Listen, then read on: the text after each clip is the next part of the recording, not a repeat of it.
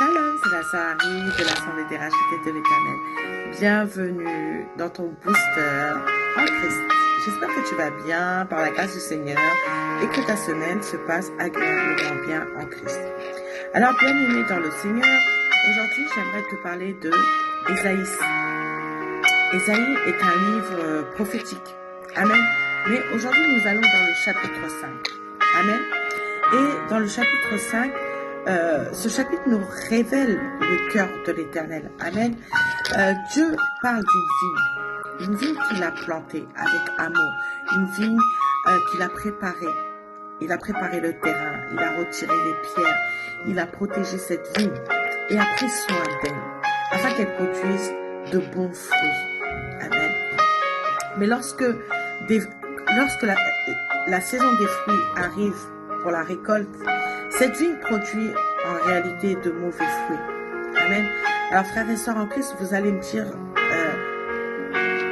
qu'est-ce que c'est que les fruits? Amen, on y vient. Patience. Alors cette vigne, elle représente notre vie. Amen. Car Dieu a aussi investi pour nous. Il nous a donné tout simplement le souffle de vie. Il nous a donné la grâce. Il nous a donné la protection. Il nous a donné sa parole. Et il nous a donné aussi des occasions pour changer.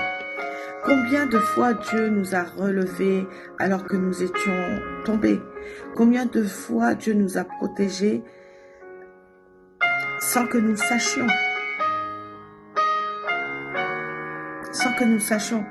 Quels fruits sortent de ta vie aujourd'hui?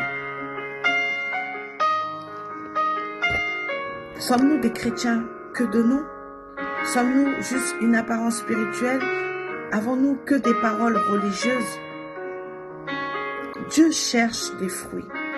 Alors les fruits en Christ, c'est quoi? C'est l'amour, c'est la sainteté, c'est l'humilité, c'est la fidélité, c'est l'obéissance.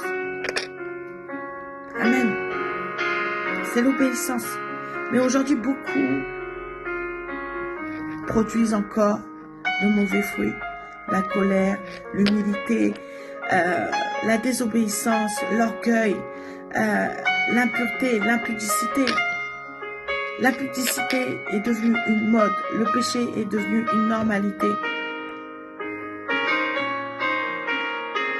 Il n'y a pas en réalité de petits péchés. C'est vrai que la vie en Christ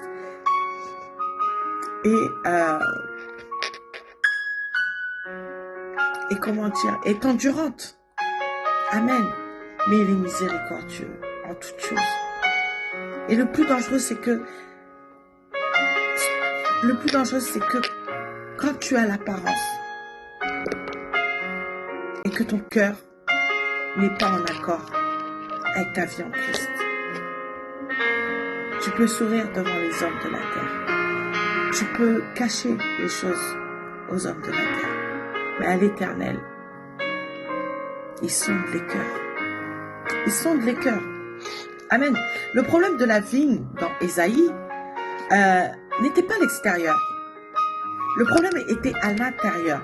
Et beaucoup aujourd'hui veulent changer leur apparence sans laisser Dieu transformer leur vie. Oh, je te dis que tu te trompes.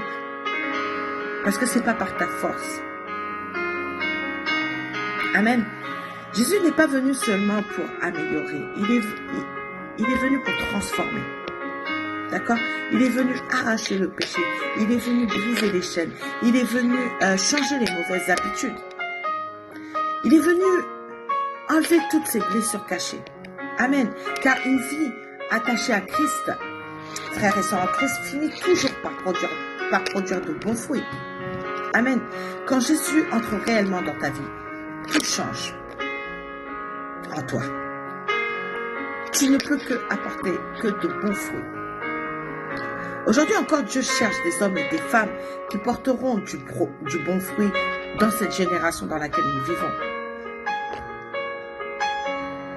Ce monde est rempli de haine, ce monde est rempli de violence, ce monde est rempli de concurrence.